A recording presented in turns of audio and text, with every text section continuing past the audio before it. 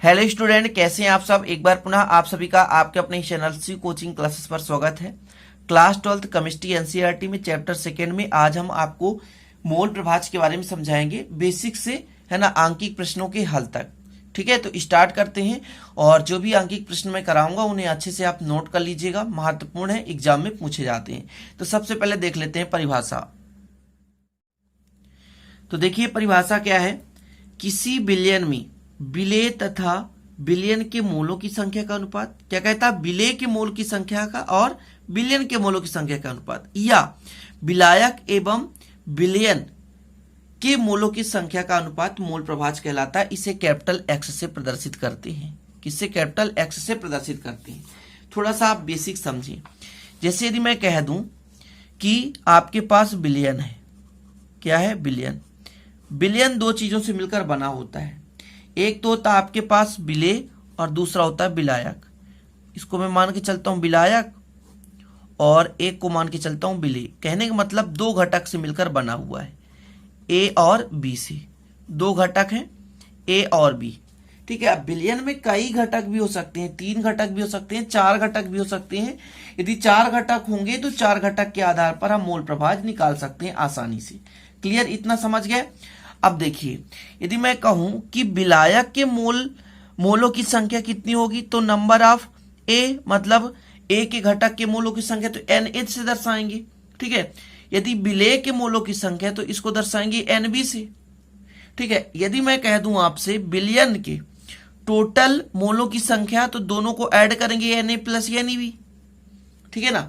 अब परिभाषा में क्या कहता है कि विलेय के, जैसे मैं यदि बी का मोल प्रभाज निकालूंगा, समझिएगा, एक्स भी निकालना चाहूंगा, इसका परिभाषा क्या है? विलेय के मोलों की संख्या, विलेय के मोलों की संख्या और बिलियन के मोलों की संख्या, बिलियन कितना है? N A plus N B.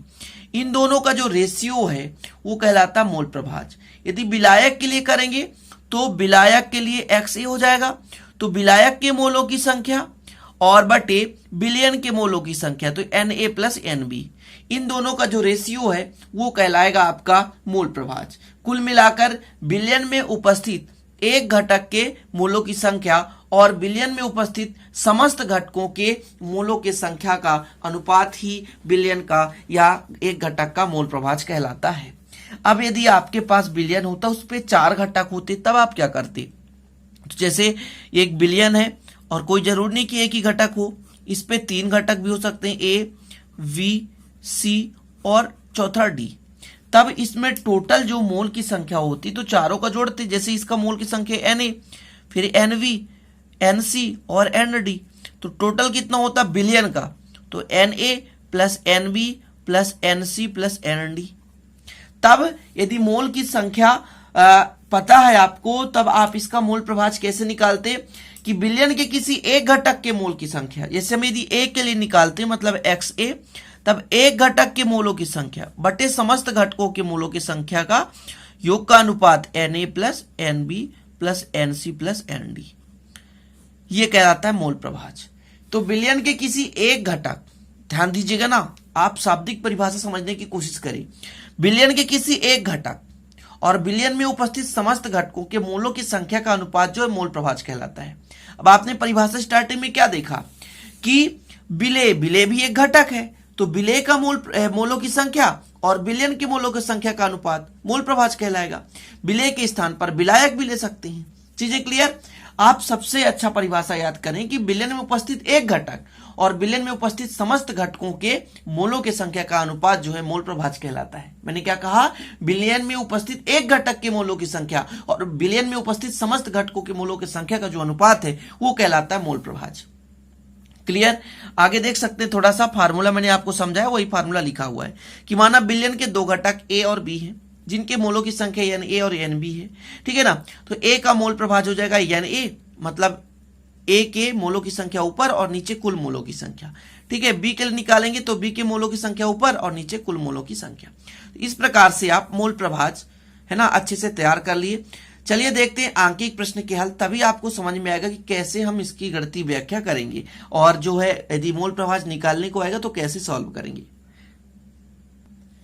तो ये आपका पहला क्वेश्चन है। इस क्वेश्चन को पहले गौर से पढ़ना है, अच्छे से पढ़ना है आपको कि 1 बिलियन में द्रव्यमान के अनुसार 25% जल है, ठीक है, 25% एथिल अल्कोहल है ना, और 50% एसिटिक अम्ल है।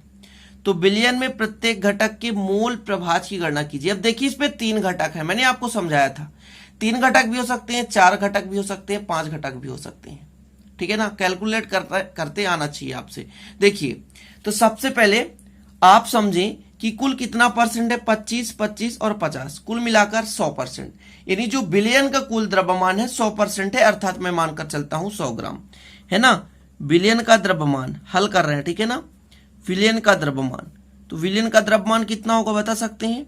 जी हां, तो कितना होगा 100 ग्राम, जिसमें आपको बताना है कि जल है, जल का कितना भाग है 25%, मतलब 100 ग्राम का 25 ग्राम जल है। तो मैं यदि आपसे कह दूं जल का द्रव्यमान, जल का द्रव्यमान, तो आप बताएंगे कितना 25 ग्राम, ठीक है, ये जल का द्रव्यमान हो गया। इसके बाद एथिल अल्कोहल, एथिल अल्कोहल का द्रव्यमान, तो लिख लीजिए एथिल अल्कोहल का द्रव्यमान, एथिल अल्कोहल का द्रव्यमान कितना होगा? तो एथिल अल्कोहल का भी होगा 25 ग्राम, क्योंकि 25% वो भी है। और जो आपका एसिटिक अम्ल है वो होगा कितना? एसिटिक अम्ल, एसिटिक अम्ल का द्रव्यमान, देखिए थोड़ा सा गौर करिएगा, बहुत इजी है, लेकिन यदि आप नॉर्मल तरीके से समझेंगे तो बिल्कुल थोड़ा सा टफ लगेगा। चीजें समझें, थोड़ा सा गौर करिएगा, इसके मोलों की संख्या कैसे निकालेंगे। अब मोल की संख्या का आपने पढ़ा है कि जो मात्रा होता है और अणुभार होता है, उनका जब हम डिवाइड करते हैं तो आता है मोलों की संख्या। चीजें समझना है आपको। आणविक द्रव्यमान, द्रव्यमान और आणविक द्रव्यमान में डिफरेंस है। आणविक द्रव्यमान अर्थात अणुभार, ठीक है ना, ध्यान रखिएगा। यदि मैं कह दूं जल का कितना है तो 18 होता है, ठीक है। एथिल अल्कोहल, इसको भी निकालना पड़ेगा, इसका टोटल होता है 46, ठीक है। एस्टिक अम्ल CH3COOH, तो इसका होता है टोटल 60, ठीक है। उसको भी मैं आपको निकाल कर बताता हूं। तो सबसे पहले मैं अणुभार निकाल रहा हूं ना, अणुभार सभी का निकाल रहा हूं, थोड़ा सा लेंदी हो जाएगा लेकिन निकालना है। H2O का देखिए, हाइड्रोजन का 1 होता है, 2 हाइड्रोजन 2, ठीक है ना, और ऑक्सीजन का होता है कितना 8 दूनी 16, तो टोटल होगा 18, किसका? H2O का। इसके बाद आपका एथिल अल्कोहल, एथिल अल्कोहल क्या होता है? Ethyl alcohol C2H5OH। देखिए ध्यान दीजिएगा, टोटल कितने हाइड्रोजन है? 6, तो 6 हाइड्रोजन का 6 हो जाएगा, प्लस 1 ऑक्सीजन का होता है कितना 8 दूनी 16, और कार्बन का 12 है, तो 12 दूनी 24, ठीक है। काउंट कीजिए तो आपका हो जाएगा कितना 24, 36 और 16 कितना होता है 46, ठीक है। इतना क्लियर? ये C2H5OH का हो गया। अब आपके पास एस्टिक अम्ल है, एस्टिक अम्ल CH3COOH। देखिए 4 हाइड्रोजन है तो 4 हो जाएगा, 2 ऑक्सीजन है तो 1 ऑक्सीजन का 16, तो 2 ऑक्सीजन का हो जाएगा 32, और कार्बन कितने हैं 2, तो 1 कार्बन का 12, तो 2 का हो जाएगा 24, ठीक है ना। टोटल हो जाएगा, ऐड करोगे तो 60। अब आपको निकालना है मोलों की संख्या। पहले Na, Nb, Nc निकालोगे ना, मैं मान के चलता हूं ये A घटक है, ये B घटक है, C घटक है, निकालना पड़ेगा ना, समझें, तीनों के मोलों की संख्या निकालनी पड़ेगी, ठीक है। तो सबसे पहले निकालते हैं H2O के मोलों की संख्या, मोलों की संख्या। तो मैंने क्या बताया था कि H2O की टोटल मात्रा कितनी है 25 ग्राम, और आणविक द्रव्यमान कितना 18। अब इसका डिवाइड करोगे भाई तो 1.388 आएगा। कैलकुलेशन आपको करना है, ठीक है ना, 25 में 18 का भाग देना है आपको, है, ठीक है, ठीक है। कैलकुलेशन करूंगा तो बहुत लंबा वीडियो हो जाएगा। इसी प्रकार आपको निकालना एथिल अल्कोहल C2H5OH के मोलों की संख्या, ठीक है ना, मोलों की संख्या। तो टोटल कितना है मात्रा 25, और 25 में भाग देंगे 46, इसका भी जब आप भाग देंगे तो लगभग 0.543 मोल आएगा। ये मोल है, मोलों की संख्या तो मोल से दर्शाते हैं। इसके बाद आपको निकालना एस्टिक अम्ल का, मतलब CH3COOH, इसका निकालना है। तो टोटल मात्रा है इसका 50%, मतलब 50 ग्राम, और जो अणुभार है वो है 60, 0 0 कट जाएगा, आएगा आपका 0.833 मोल। कुल मिलाकर यदि मैं कहूं तो एक प्रकार से ये Na है, ये Nb है जो आ रहा है, और ये Nc है। मैं आपको लॉजिक के रूप में समझा रहा हूं, है ना। मैंने आपको बताया कि 3 घटक हैं। अब मैं सभी के मोल प्रभाज निकालना चाहता हूं। तो मोल प्रभाज कैसे निकालना है? जैसे मैं जब पानी का निकालूंगा तो पानी की मोल की संख्या बटे कुल। तो यदि मैं आपसे कहूं कि कुल कितना है मोलों की संख्या, तो आप लोग यहां पर निकाल लीजिए कि बिलियन में कुल, बिलियन में उपस्थित कुल मोलों की संख्या, कुल मोलों की संख्या। ठीक है, तो कैसे निकालोगे आप? टोटल तीनों को ऐड कर दोगे। 1.388 प्लस 0.543 प्लस 0.833। इसको जब तीनों को ऐड करोगे तो लगभग इसका आने वाला है 2.764 मोल। कैलकुलेशन कर सकते हो। अब हमने आपको क्या समझाया स्टूडेंट कि यदि निकालना है Na का मोल प्रभाज, मतलब A का मोल प्रभाज, तो A का जितना मात्रा है उसमें कुल मात्रा का क्या कर देंगे? भाग दे देंगे। ठीक है ना, A का जितना भी मात्रा उसमें कुल मात्रा का क्या कर देंगे? भाग दे देंगे। तो अब मैं निकाल रहा हूं जल का मोल प्रभाज, ठीक है ना, मोल प्रभाज। तो कितना है? जल का 1.388 और डिवाइड बाय, अभी देखिए कितना आया था, 2.764। अब इसका जब कैलकुलेशन करोगे, थोड़ा सा टफ कैलकुलेशन है, तो 0.502 आएगा। ठीक है, कैलकुलेशन इसलिए नहीं कर रहा हूं क्योंकि यार आप दशमलव हटाना, भाग देना, ये आप देखिए दशमलव हट जाएगा, सीधे भाग दे दीजिएगा आप। भाग ना पहुंचे लब्ध सुन फिर दशमलव लगाते हैं, इस प्रकार से। ठीक है, इसी प्रकार आप निकाल सकते हैं एथिल एल्कोहल का मोल प्रभाज। एथिल एल्कोहल का मोल प्रभाज निकालना है। ठीक है, एथिल एल्कोहल का मोल प्रभाज। तो एथिल एल्कोहल का मान कितना है आपके पास? 0.543 डिवाइड बाय 2.764।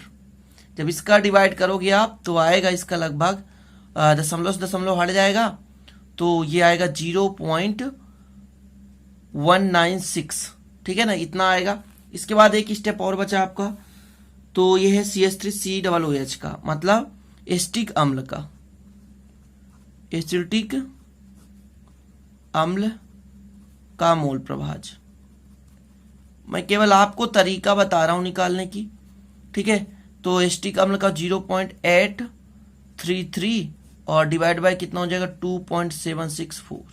डिवाइड जब करेंगे दशमलव हट जाएगा, 833 में 27 से 64 का भाग दोगे तो 0.301 आएगा। इस प्रकार से तीनों आंसर आ चुके हैं। थोड़ा सा आपको टफ लगेगा, मैंने कहा था ना कैलकुलेशन इस पे थोड़ा सा टफ है, बट आप लोग यदि अच्छे से समझे होंगे तो आशा करता हूं आपसे बन जाना चाहिए। चलिए एक और क्वेश्चन करते हैं और उसको देखते हैं। अगला क्वेश्चन देख सकते हैं, 1 लीटर NaOH बिलियन में 40 ग्राम NaOH है, मतलब 40 ग्राम, 1 बिलियन है जिसमें 40 ग्राम NaOH है, मतलब विलेय पदार्थ की मात्रा 40 ग्राम है, और उसमें जल है। ध्यान दीजिएगा, जल है, बिलियन है, कुछ नहीं दिया, मतलब जल में मिला हुआ। ध्यान दीजिएगा, तो विलायक आपका जल हो गया। बिलियन का जो घनत्व है 1.038 ग्राम है, घनत्व है, घन सेंटीमीटर है, मतलब 1000। ठीक है, ध्यान दीजिएगा, 1000 में जो डेंसिटी है वो 1.038 है। तो यदि मैं द्रव्यमान की बात करूं तो 1000 आयतन है, तो उस पे हम घनत्व का क्या कर देंगे? गुणा कर देंगे। ठीक है, ध्यान दीजिएगा, थोड़ा सा लॉजिक समझना है, हल करते हैं। पहले आपको भाई निकालना पड़ेगा ना कि टोटल बिलियन का मात्रा कितना, भाई बिलियन कितना है, बिलियन में तब तो हम विलेय विलायक ज्ञात करेंगे। जैसे NaOH ये 40 ग्राम है, मतलब विलेय पदार्थ की मात्रा दे के रखिए। अब विलायक कैसे निकालेंगे? तो टोटल बिलियन में से हम क्या करेंगे? घटा देंगे। तो जो आपका 1000 घन सेंटीमीटर है, आयतन में तो 3 जीरो होते ही हैं, ये बिलियन है, 1000 बिलियन में 1000 घन सेंटीमीटर बिलियन का जो द्रव्यमान होगा वो कितना होगा? द्रव्यमान तो घनत्व गुणे आयतन, तो घनत्व कितना होता है? 1038 है और आयतन कितना है 1000। जब इसका आप भाग दोगे गुणा करोगे तो आएगा 1038 ग्राम। ये टोटल किसका द्रव्यमान है? बिलियन का द्रव्यमान। अब मैं यदि आपसे कह दूं कि जल का द्रव्यमान कितना होगा, तो आपके पास NaOH का द्रव्यमान पता है। NaOH का द्रव्यमान कितना है? 40 ग्राम। ये NaOH का द्रव्यमान 40 ग्राम है। तब मैं आपसे कहूंगा जल का द्रव्यमान, तो आप निकाल सकते हो। जल एक विलायक है और विलायक का द्रव्यमान बिलियन में विलेय को घटा दो तो बिलियन इतना है आपके पास 1038, इसमें 40 घटा दो तो जो आपका आएगा 998 ग्राम, वो आपका क्या आया? तो वो आया स्टूडेंट जल का द्रव्यमान। अब आप अणुभार बता दो या आणविक द्रव्यमान। ठीक है, NaOH का आणविक द्रव्यमान बताओ। NaOH का आणविक द्रव्यमान, आणविक द्रव्यमान कैसे निकालोगे? सोडियम का होता है 23, ऑक्सीजन का होता है 16, हाइड्रोजन का होता है 1, कुल मिलाकर 40।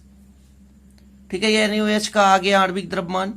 इसके बाद जल का H2O का निकालो का आणविक द्रव्यमान कितना होता है? तो 18 होता है। इसके पहले आपने निकाला, एक हाइड्रोजन का 2 हो जाएगा, 2 हाइड्रोजन है तो ऑक्सीजन का होता है 16, टोटल हो गया आपका 18। अब मोल की संख्या कैसे निकालोगे भाई? मैं मान के चलता हूं हम अब इस पे 2 घटक है ना, विलायक और विलेय। तो यहां पर जो आपका ए होगा Na मतलब विलायक, विलायक को Na मान रहा हूं, ध्यान दीजिएगा ना, Na में विलायक को मान रहा हूं। ठीक है, ध्यान दीजिएगा। तो Na हो जाएगा आपका यानी H2O, कोष्टक में लिख देता हूं ताकि आप लोगों को दिक्कत ना हो जाए। तो Na हो जाएगा, Na का द्रव्यमान कितना, टोटल मात्रा कितना 998, तो 998 हो गया बटे 18। जब इसका आप भाग दोगे तो 55.4 आएगा। ठीक है ना। इसके बाद मैं निकाल रहा हूं NaOH का, इसको मान के चलता हूं Nb, तब कितना होगा? तो इसका मान है 40/40, कुल मिलाकर 1। इतना क्लियर हो गया। अब मैंने आपको एक फार्मूला बताया था मोल प्रभाज का कि जिसका भी मोल प्रभाज निकालना उसको ऊपर रखो और नीचे कुल मोलों की संख्या। ध्यान दीजिएगा। तो जल का मोल प्रभाज में निकाल रहा हूं, जल का मोल प्रभाज। जल का मोल प्रभाज कैसे निकलेगा? जल का मोल प्रभाज निकलेगा आपका, जल का कितना है 55.4 और बटे हो जाएगा 55.4 है ना, 55.4 भागे आपका हो जाएगा 56.4। इसको डिवाइड करोगे तो आ जाएगा आपका जल का मोल प्रभाज। ठीक है ना। और NaOH का मुख्य रूप से पूछा है, NaOH का मोल प्रभाज, ये तो क्वेश्चन में ही पूछा है मोल प्रभाज। तो NaOH का मान कितना है टोटल?